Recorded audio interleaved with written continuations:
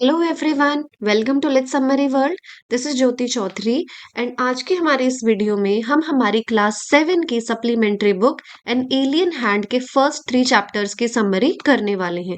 तो चलिए जल्दी से शुरू करते हैं। पहला चैप्टर है the tiny teacher. Tiny teacher यहाँ पर कौन है? एक चींटी की हम बात कर रहे हैं, एंट की बात कर रहे हैं। The tiny teacher is a non fiction prose chapter that describe the fascinating life and habits of ants. जैसे कि मैंने आपको बताया कि हम इसमें चींटी की बात करेंगे, कैसे उनकी लाइफ होती है और किस टाइप की उनकी हैबिट्स होती है, जिससे कि हम काफी कुछ सीख सकते हैं। इसीलिए हमें उन्हें अपने एक टीचर की तरह देखना चाहिए। As the smallest yet wisest creature in the nature, उनको सबसे ज्यादा वाइज बताया गया है, बहुत ही समझदार बताया गया है चींटी को इस चैप्टर में। The author presents ants as excellent teachers from whom humans can learn important life lessons like hard work, discipline and teamwork। तो हम जो ह्यूमंस हैं, हम जो इंसान हैं, हम एक चींटी से, एंट से क्या सीख सकते हैं? हम हार्ड वर्क सीख सकते हैं, क्योंकि आपने देखा होगा जो चींटी होती है वो हमेशा काम ही करती रहती है। डिसिप्लिन आप सीख सकते हैं, प्लस टीम वर्क भी आप सीख सकते हैं। The chapter begins by saying that the story of an aunt's life seems almost unbelievable। अब जब चैप्टर की हमारी शुरुआत होती है, अगर आप बुक में पढ़ेंगे, तो ये ऐसे होती है कि जो एक आंट की स्टोरी होती है वो बिल्कुल अनबिलीवेबल होती है, कि आप उस पर विश्वास ही नहीं कर सकते। Because these tiny insects are so intelligent and hard working, क्योंकि ये जो छोटी छोटी चींटियां आपको दिखती है बहुत ही टाइनी होती हैं, लेकिन ये बहुत ज्यादा इंटेलिजेंट होती हैं, प्लस हार्ड वर्किंग भी होती हैं।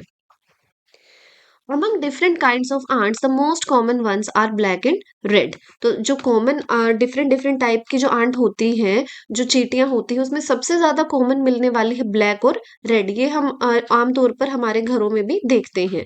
And ants build comfortable underground homes called ant hills। अब इनके घर को क्या बोलते हैं? जो ants का घर होता है, इसको हम ant hill बोलते हैं। जहां पर भी आपने देखा होगा चींटियां होती है, वहां पर थोड़ी सी जमीन आपको ऐसे उठी हुई सी दिखाई देगी और इनका फिर बिल होता है उसके अंदर।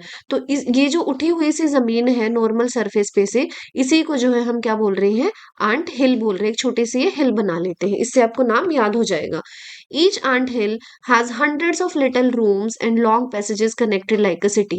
अब देखिए, अब कितना इंटरेस्टिंग आपको लगेगा कि कैसे जो चींटियां ये अपने घरों में रहती हैं, कि इसमें हंड्रेड्स ऑफ रूम होते हैं, लाइक 100 से भी ज्यादा जो है कमरे आपको देखने को मिलेंगे सांड हिल के अंदर। अगर आप जाकर, या आप तो नहीं जा सकते ऑब्वियसली, अगर हम कैमरा डालकर चेक करें, तो इन्होंने छोटे छोटे अपने रूम्स बनाए हुए होते हैं और उनका अलग अलग यूज भी होता है। Some rooms are for the queen ant. एक इनकी क्वीन आंट होती है, जिसके लिए एक स्पेशल रूम ये रखते हैं, जहां पर कि वो अपने अंडे देती है, और अंडे भी जो है हजारों के नंबर में होते हैं। Some are nurseries where grubs are cared for. और कुछ जो है नर्सरीज होती है। नर्सरी मतलब कि कुछ ऐसे कमरे होते हैं जहां पर कि ये अपने छोटे बच्चों को रखती हैं और उनका ध्यान रखती हैं। There are separate quarters for worker ants. और कुछ जो है अब इनमें इनमें वर्कर आंट्स भी होती है, जो कि काम करती है। तो इसीलिए जो कुछ कमरे होते हैं, कुछ क्वार्टर्स होते हैं, वो इनके लिए होते हैं। Soldier ants have their own barracks. और कुछ सोल्जर आंट्स होती है जो कि प्रोटेक्ट करती है सबको, उनको हम बैरक बोलते हैं। सम रूम स्टोर फूड ग्रेन्स। और कुछ रूम जो है वो फूड के लिए भी होते हैं, जिसमें कि ये लोग अपना खाना जमा करते हैं। तो देखिए कितना इंटरेस्टिंग है। हमें तो एक छोटी सी मामूली सी चींटी दिखाई देती है, लेकिन इनकी लाइफ भी कितनी ज्यादा इंटरेस्टिंग है। Ants live in perfect harmony. जो आंट्स होती है वो बिल्कुल हार्मनी में रहती है, इनको कोई लड़ाई झगड़ा नहीं होता है, शांति से रहती है। नो क्वेरल्स और fight even happen in their colony. Each ant does its share and work bravely and intelligently without being told. और हर चींटी को अपना काम पता होता है, कोई नहीं बताता नहीं है कि तुम्हें ये काम करना है, वो खुद ही अपना काम करते रहते हैं। The ants move in long line. से हमने देखा है कि जो चींटियां हैं वो एक लंबी लाइन में चलती हैं। Touching each others fillers antennas. इनका एंटीना होता है आगे, अगर आप देखिए छोटे छोटे से एंटीनाज होते हैं। इस पिक्चर में तो इतना अच्छे से क्लियर नहीं है, लेकिन एंटीनाज होते हैं इनके, जिसकी वजह से कम्युनिकेट भी करती हैं एक दूसरे से और अपनी बातें समझती हैं, और एक लाइन में एक डायरेक्शन में चलती रहती हैं। कोई भी मतलब इनको अगर इंफॉर्मेशन एक्सचेंज करनी है आपस में, तो ये अपने एंटीना से ही करते हैं। उसको फिलर्स भी हम बोलते हैं। The most interesting part is how ants farm green flies. ये काफी इंटरेस्टिंग पार्ट है यहाँ पर, कि जैसे हम कोई भी पशु रखते हैं, गाय भैंस रखते हैं दूध के लिए, ऐसे ही जो ये आंट्स होती है ये ग्रीन फ्लाइज को रखती है। ये भी एक टाइप के जो है इंसेक्ट ही होते हैं। Ants gently stroke the green flies with their feelers to milk them for a sweet liquid called honeydew. क्यों, अब जैसे कि हम हमारी गाय भैंसों से दूध निकालते हैं और उसको यूज करते हैं, ऐसे ही जो ये आंट्स है ये ग्रीन फ्लाइज को रखती हैं और हनी ड्यू को यूज करते हैं। जो ग्रीन फ्लाइज है वो हनी ड्यू प्रोड्यूस करते हैं, जिसको कि जो आंट्स है वो यूज करती हैं। Just like humans milk cows, they even protect and carry green flies to safe places, showing care and planning. और ये उनका ध्यान भी रखती है, जैसे कि हम हमारे पशुओं का ध्यान रखते हैं, ऐसे ही जो आंट्स है, जो चींटियां हैं, ये अपने इन ग्रीन फ्लाइज का ध्यान रखते हैं। When an egg hatches into a grub, the worker ants feed and clean it carefully. अब जब जो है एक अंडा है वो हैच हो गया है, उसमें से अगर बच्चा निकल रहा है, जो वर्कर आंट होते हैं वो उसको क्लीन करते हैं।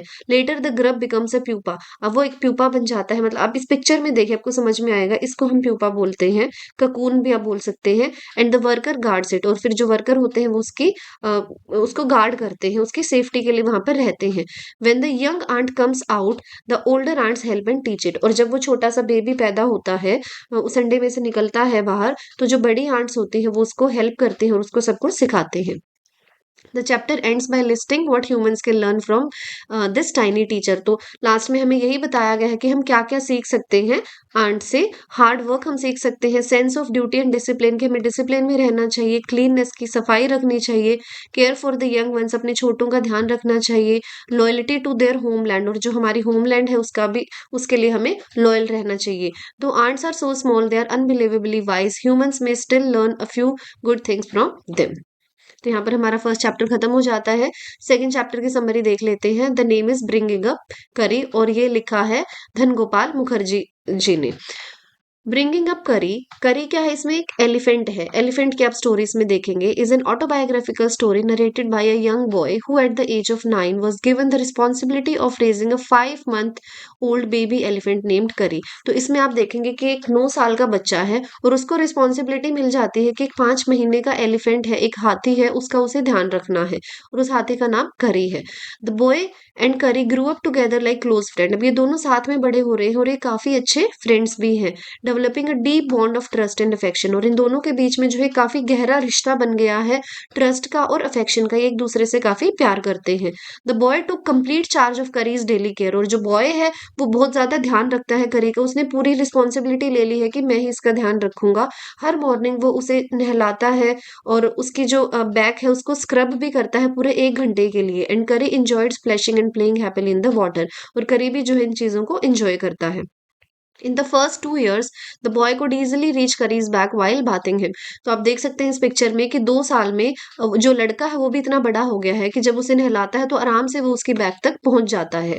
तो इससे पता चलता है कि दोनों कैसे बढ़ रहे हैं। Curries main food was tender juicy twigs specially from young banyan tree. जो बेनियन ट्री की ट्विग्स होती है, टहनियाँ होती है, वो उसका मेन फूड है करी का, वो वही खाता है। और इनको लाने के लिए हाँ, पहले हम ये देखते हैं कि उसे कितना चाहिए होता है। ऑलमोस्ट 40 पाउंड्स उसको जो है ये ट्विग्स चाहिए होती हैं हर दिन। The boy had to go deep into the jungle, like मैं आपको बता रही थी कि इनको लाने के लिए जो बच्चा है, जो लड़का है, वो जंगल में जाता है और इनको काट कर लाते हैं। काफी थकाने वाला काम है, लेकिन फिर भी वो करी से इतना प्यार करता है कि बिना किसी के कहे वो अपनी इच्छा से रोज ये काम करता है। Kari was gentle sensitive and mischievous, और जो करी है वो जेंटल भी है, वो अच्छा भी है, सेंसिटिव भी है, लेकिन थोड़ा सा शरारती भी है। He developed a great liking for ripe bananas after someone once fed him some. अब एक इंसिडेंट इसमें क्या होता है कि कोई जो है करी को बनानास दे देता है, पके हुए केले दे देता है, और वो करी को इतने ज्यादा पसंद आ जाते हैं कि वो उन्हें अब चुराना शुरू कर देता है। अब इस पिक्चर में देखिए कैसे इनका ये डाइनिंग टेबल है, यहाँ पर दिस इज द टेबल, और यहाँ पर जो है ये फ्रूट्स रखे रहते हैं। 2-3 बार ऐसा होता है कि चोरी होती है उस रूम में। पहले तो जो घर वाले होते हैं वो सर्वेंट्स पर नाम लगा देते हैं कि इन्होंने ले लिया होगा। फिर एक बार और ऐसा ही होता है, उस टाइम पर इस बच्चे पर नाम लग जाता है कि तुमने फ्रूट्स को चुराया है। फिर ये सोचता है कि नहीं, मैंने तो ऐसा नहीं किया है। फिर वो सोचता है कि मैं देखूंगा कि क्या होता है, कहाँ ये फ्रूट्स जाते हैं। एक दिन फिर उसे दिखता है कि ये एक ऐसी लंबी सी चीज आ रही है विंडो में से अंदर। उसे एक बार के लिए तो लगता है कि ये कोई स्नेक है, लेकिन फिर वो फॉलो करता है इस चीज को, तो इसे जाकर पता लगता है कि कोई स्नेक नहीं था, ये तो उसके हाथी की सूंड थी। ये करी था जो कि इन फ्रूट्स को चुराकर, बनानास को चुराकर खा जाता था। लेकिन फिर जो ये लड़का है उसे तो डांटता है, उसे समझाता है, जिसके बाद करी ने कभी दोबारा जो है चोरी नहीं की। इससे पता चलता है कि जो करी था वो इतना समझदार था कि वो बताई गई बात को मानता था और अपनी गलतियों से सीखता भी था। अब क्या होता है, one spring day in March, अब ये एक स्पेशल इंसिडेंट है। While the boy was high up in a tree collecting twigs for Kari, he suddenly heard a strange baby like cry for help. अब जब वो लकड़ियां काटने के लिए गया हुआ था जंगल में, उस टाइम पर उसे एकदम से आवाज आती है किसी के रोने की। तो इस बच्चे को लगता है कि हो सकता है कि जो करी है वो किसी डेंजर में, इसलिए वो भागकर वहां पर जाता है जहां पर उसने करी को छोड़ा था। लेकिन उस स्पॉट पर अब करी नहीं है, Kari was missing. He hurried to the river bank and saw something black struggling in the deep water. फिर वो जल्दी से नदी के किनारे जाता है और वहां पर उसे दिखता है कि नदी के अंदर कुछ काले रंग की चीज है जो कि कुछ स्ट्रगल कर रही है, किसी दिक्कत में है। Suddenly Kari's trunk rose above the surface, Kari was trying hard to reach the shore. तभी उसे करी की सूंड दिखाई देती है और वो कोशिश कर रहा है कि वो जल्दी से किनारे पर आ जाए। पहले तो जो लड़का है वो थोड़ा-सा डर भी जाता है और उसे लगता है कि जो करी है वो डूब रहा है, लेकिन वो उसकी हेल्प भी नहीं कर सकता था क्योंकि एलिफेंट बहुत ह्यूज होता है, बड़ा होता है, वो बच्चा उसे नहीं बचा सकता था। But then Kari's back emerged from the water, लेकिन तभी उसे उसकी पीठ दिखाई देती है पानी में से ऊपर आती हुई। He pushed the boy into the river with his trunk, और जो करी है वो उस बच्चे को ही पानी के अंदर अपनी सूंड से बुला लेता है, उसको पकड़कर उस पानी में डाल देता है। एज द बॉय फेल इन, जैसे ही वो पानी में गिरता है उसे दिखता है कि एक छोटा सा 4 साल का बच्चा जो है नदी के नीचे है, flat lying flat at the bottom of the river almost drowning, और वो डूबने वाला है। लेकिन करी करी की हेल्प से, using his strong trunk, the narrator pulled the little boy out of the deep water and brought him safely to the bank. जो बच्चा है वो करी की हेल्प से अब इस छोटे बच्चे को, 4 साल वाले बच्चे को बचा लेता है। It turned out that Kari had earlier save the drowning child by pulling him out of the water with his trunk. और जब इस लड़के ने, इस 9 साल वाले लड़के ने दूर से देखा था कि करी जो है स्ट्रगल कर रहा है, उस टाइम पर करी एक्चुअली इस बच्चे को बचाने की ही कोशिश कर रहा था, लेकिन ये अकेला नहीं कर पाता है, इसीलिए वो अपने ओनर को जो है पानी में बुला लेता है और अब ये दोनों मिलकर जो है इस बच्चे की हेल्प करते हैं और इसे रेस्क्यू कर लेते हैं। The chapter ends by explaining one of the most important things taught to an elephant. अब एक और इम्पॉर्टेंट चीज है मास्टर कॉल, इसका भी आपको पता होना चाहिए। ये सिखाई जाती है, एक ऐसी कॉल होती है, ये एक्चुअली एक साउंड होती है, loud hissing and howling sound as if a snake and a tiger were fighting each other. तो ये ऐसी आवाज होती है कि आपको सुनकर लगेगा कि जैसे कि एक सांप और एक टाइगर की लड़ाई हो रही है। लेकिन ये सबसे ज्यादा हार्ड पार्ट भी होता है, इसमें 5 साल लग जाते हैं मास्टर कॉल को सिखाने में एक हाथी को। लेकिन ये इतनी हेल्पफुल है कि अगर जो मास्टर है वो किसी भी डेंजर में है, तो अगर वो ये मास्टर कॉल देगा तो जो उसका हाथी है वो तुरंत से उसके पास आ जाएगा उसकी हेल्प करने के लिए। और जितना, अगर मान लो कि वो किसी जंगल में खो गया है जो ओनर है, तो हाथी उसकी आवाज सुनकर रास्ते में जितने भी पेड़ आएंगे उन सबको उखाड़ कर फेंक देगा और एक बहुत ही साफ रास्ता बना देगा अपने ओनर के लिए, जिससे कि वो आसानी से बाहर निकल सकते हैं। दो the story the author highlights values through the story, the author highlights values such as responsibilities, में हमें यही देखने को मिलता है, responsibility, patience, kindness toward animals, courage in emergencies and beautiful friendship that can exist between human and animals। तो ये हमें moral मिलता है इस चैप्टर से कि हमें पेशेंस रखना चाहिए, हमें अच्छा बर्ताव करना चाहिए, काइंडनेस होनी चाहिए हमारे बिहेवियर में, और जब भी अगर कोई इमरजेंसी आती है, कोई प्रॉब्लम आती है, तो हमें उसका हिम्मत से सामना करना चाहिए बजाय कि उससे डरने के। और अच्छे दोस्त जो है कोई भी हो सकते हैं, स्पेशली ह्यूमंस और एनिमल्स में काफी अच्छी फ्रेंडशिप हो सकती है।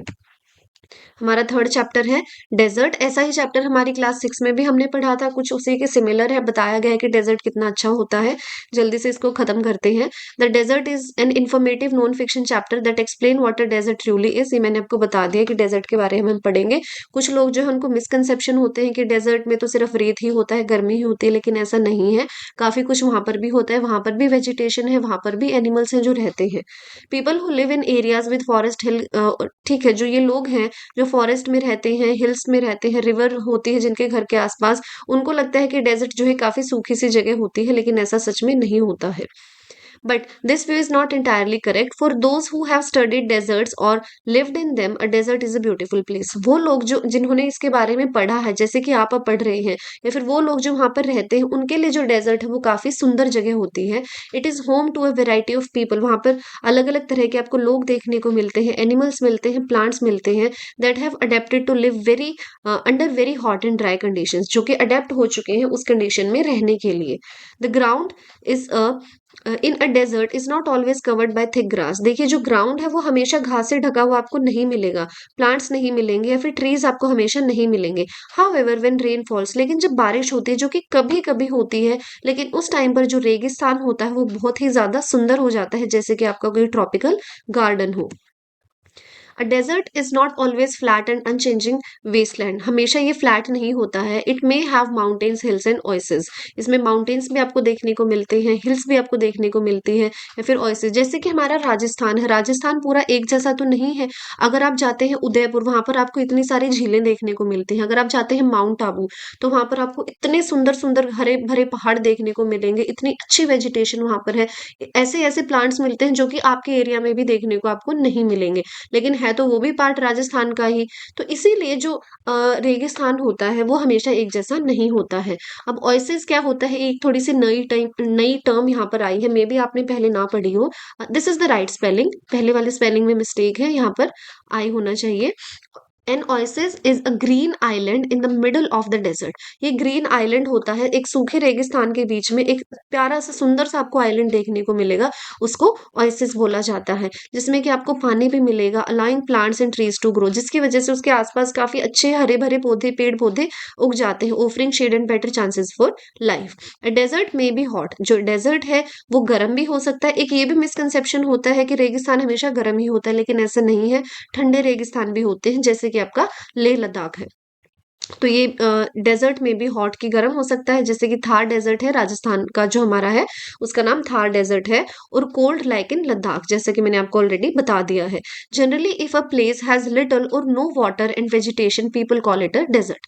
लेकिन हम क्या बोल सकते हैं अब पूरी कंप्लीट डेफिनेशन देने के लिए, कि जहां पर बहुत ही कम पानी होता है और वेजिटेशन भी काफी कम होती है. वेजिटेशन मतलब कि जो पेड़ पौधे होते हैं वो काफी कम उगते हैं, उस जगह को आप डेजर्ट बोल सकते हो. Some deserts are almost totally without water. कुछ जो डेजर्ट होते हैं उनमें बिल्कुल भी पानी नहीं होता है. In such places strong winds blow. और ऐसी जगहों पर जो है काफी तेज हवाएं चलती है.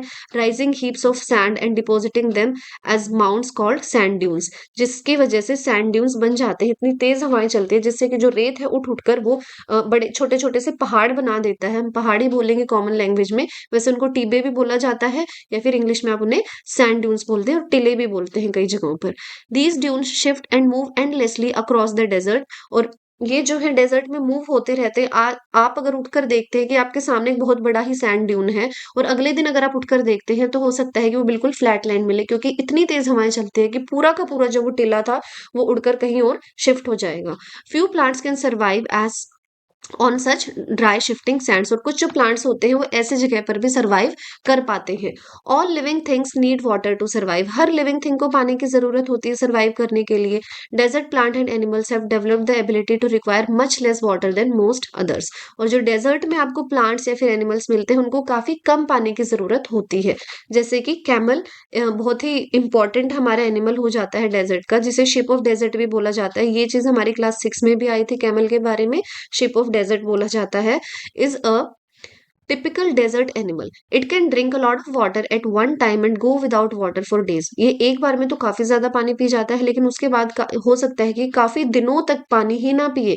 Camels can stand high body temperature without needing to sweat much, so they retain the water they drink for long periods. तो इनका जो बॉडी टेम्परेचर होता है वो काफी ज्यादा हाई होता है, और इसी वजह से इनको जो है स्वेटिंग भी नहीं होती, पसीना नहीं आता है, जिसकी वजह से इनको ज्यादा पानी की जरूरत नहीं होती है. Smaller desert animals do not drink water at all. और जो छोटे छोटे डेजर्ट के एनिमल्स होते हैं वो तो बिल्कुल ही पानी नहीं पीते हैं. दे बरो underground during the hot day and come out at night. जो दिन में जब गर्मी होती है उस टाइम तो ये अपने बिलों में घुस जाते हैं, और रात को जब ठंड हो जाती है तब ये बाहर निकलते हैं. Some eat other animals and get water from the moisture in the meat. और जो कुछ एनिमल्स होते हैं वो दूसरे एनिमल्स को खाते हैं, और उनके जो मीट में जो मॉइस्चर होता है उसी से जो है इनका गुजारा हो जाता है. Others eat plants seeds and get water from plant juices. और कुछ जो होते हैं, जो प्लांट्स खाते हैं, फिर सीड्स खाते हैं, वो उस जो प्लांट में जो पानी होता है या जूस होता है उससे उनका काम चल जाता है। Desert plants like cacti store water in their thick stems. जो कैक्टस होता है, जो इसकी स्टेम होती है, ये इनके अंदर भी जो है पानी जमा होता है। Their roots lie close to the surface and quickly absorb moisture from light rains that occasionally fall. और जो इनकी रूट्स होती है, जो थोड़ी बहुत भी बारिश होती है, उसी के जो मॉइस्चर को, पानी को ये सोख लेते हैं। The major feature of desert is variation in temperature. और जो मेजर फीचर क्या हो जाता है डेजर्ट का, कि जो वहाँ का टेम्परेचर है उसमें वेरिएशन होती रहती है। इन द ह्यूमिड क्लाइमेट, जब ह्यूमिड क्लाइमेट होता है, moisture in the air act like a blanket protecting the earth surface from the hot rays of the sun. तो जो मॉइस्चर होता है हमारे आसपास, वो सन की हॉट रेज को, सूरज की गर्म किरणों को हमारी धरती पर नहीं आने देता है, जिसकी वजह से जो हमारी धरती है वो ठंडी रहती है। लेकिन जो रेगिस्तान है वहां पर तो ऐसा नहीं होता है। The absence of this blanket in desert causes the ground to heat up. इसी वजह से जो वहाँ का ग्राउंड है वो काफी ज्यादा हीट अप हो जाता है, वहां पर गर्मी हो जाती है rapidly during the day and cool off rapidly at night. और इसी वजह से जो है रात को जल्दी से वहां पर ठंड भी हो जाती है। Deserts are an important part of nature's great plan. ये डेजर्ट जो है वो काफी इंपॉर्टेंट पार्ट होते हैं हमारे नेचर का।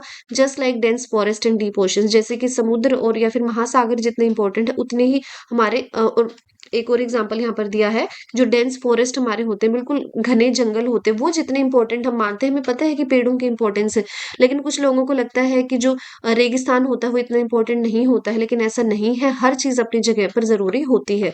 Just because they are hot and dry one should not look upon them as useless part of the earth. तो इसलिए हमें ये नहीं सोचना चाहिए कि जो रेगिस्तान है वो यूजलेस पार्ट है अर्थ का, हर चीज जरूरी होती है। So here we come to the end. हमने हमारे फर्स्ट 3 चैप्टर्स की समरी कर ली है। ये जरूरी होता है कि आप हर चैप्टर को एक बार तो डिटेल में पढ़िए। देखिए सिर्फ 20 मिनट लगे हैं आपको, 3 चैप्टर्स आपके हो गए हैं, तो हार्डली आपको 1 घंटा देना होगा और आपकी पूरी बुक कंप्लीट हो जाएगी। इतना तो मैं आपको कहूंगी कि आप जरूर से करिए। ज्यादा शॉर्टकट के चक्कर में मत पड़िएगा कि मैं बिल्कुल ही 5 मिनट में पूरी बुक कर लूं या फिर पूरा चैप्टर मेरा 5 मिनट में हो जाए, क्योंकि क्वेश्चंस ऐसे ही बनते हैं। क्या पता कौन सी लाइन कितनी इंपॉर्टेंट हो जाए, कौन सी लाइन से आपको क्वेश्चन देखने को मिले। तो एक रीडिंग लेने में किसी का नुकसान नहीं होता है, और आपको तो जस्ट एक वीडियो ही वॉच करनी है, पूरी बुक तो आपको खुद से पढ़नी ही नहीं है। So I hope you liked it, आपको अच्छा लगा होगा। Please like share and subscribe the channel and keep watching the videos. Thank you very much.